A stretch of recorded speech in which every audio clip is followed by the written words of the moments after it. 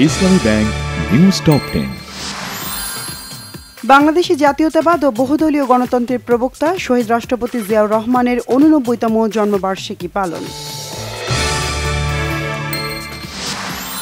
রাজনৈতিক ঐক্যমত্য ছাড়া কোনো সংস্কার গ্রহণযোগ্য হবে না বলেছেন বিএনপির মহাসচিব মির্জা ফখরুল ইসলাম আলমগীর। প্রধান উপদেষ্টা টাইম ফ্রেমে হবে নির্বাচন, জানিয়েছেন প্রধান নির্বাচন কমিশনার এএমএম নাসির উদ্দিন। সব রাজনৈতিক দলের সাথে বৈঠক করেই নির্বাচনের দিনক্ষণ নির্ধারণ করা হবে, জানিয়েছেন প্রধান উপদেষ্টার প্রেস সচিব শফিকুল আলম। রক্ত দিয়ে হলেও নিশ্চিত করা হবে সীমান্ত সুরক্ষা, বলেছেন স্বরাষ্ট্র উপদেষ্টা অবসরপ্রাপ্ত lieutenant general Jahangir Alam Chowdhury. Football সম্পর্ককে কাজে লাগিয়ে বাণিজ্য সহ বিভিন্ন ক্ষেত্রে দ্বিপক্ষীয় সম্পর্ক জোরদারে আর্জেন্টিনাকে আহ্বান প্রধান উপদেষ্টা ডক্টর মোহাম্মদ ইউনূসের।